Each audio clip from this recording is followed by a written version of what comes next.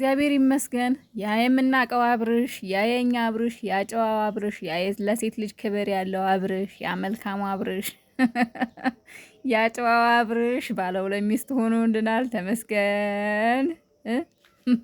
እኔ የምላችሁ የሩታና የአብርሽ ማን ነው የሄርሜላና የአብርሽ ግንኙነት ግር የሚያሰኛችሁ ሰዎች ምናችሁን ነው የሚያማችሁ?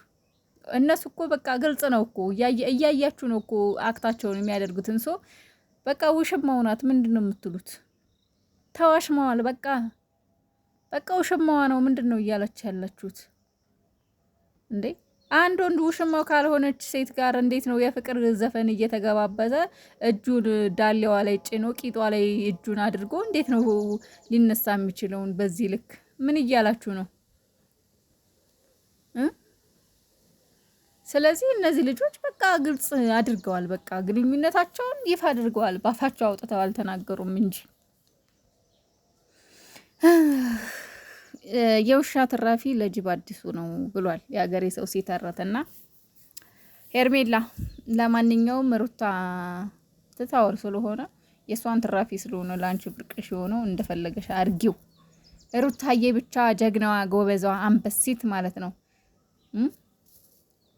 አንበሲት ጀግኒት ነገ ፏፈሽ ብላ ወልዳ ልክ እንደ አዲስ ልክ እንዳንቺ ቂጧን መወጠር ስትጀምር ሩታ ማለት ነው። ይሄ የያዘችው በሆዷ ይወጣል። ቀላል ነው። ነገ ይወለዳል። ብቻ መብርሃን መቤቴ ብቻ በሰላም ተገላግላት እንጂ ይሄ ሆዷ ያለው ነገ የሚላቀቅ አይነት ነገር ነው። ያ ደግሞ ለእሷ ጌጧ ነው። ገባችሁ? ግን እንደዚህ በሆነችበት ሰዓት ደግሞ እናንተ እንደዚህ ስትላላጡ በጣም ነው የሚደብረው። እኔ ሴት ነኝ። ገባችሁ? ከሴት ጎን ነኝ። ስለዚህ እኔ ከሩትዬ ጎን ነኝ። ሄርሜላና አብርሽ የምር በጣም አትረቡ። በጣም ታሳዝናላችሁ። የምር ቢያንስ እንኳን ለሷ ሞራል ለሩታ ሞራል እንኳን አይጠነቀቅላትም። ያሳዝናል ብቻ። ለማንኛውም ቲክቶክ ላይ ተቃቅፈውላችሁ ወይኔ አምላክ ያረት ነው።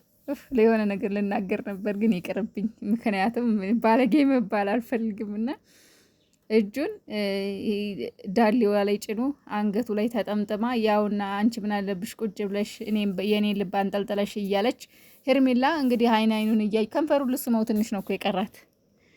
ወይኔ በላቸው።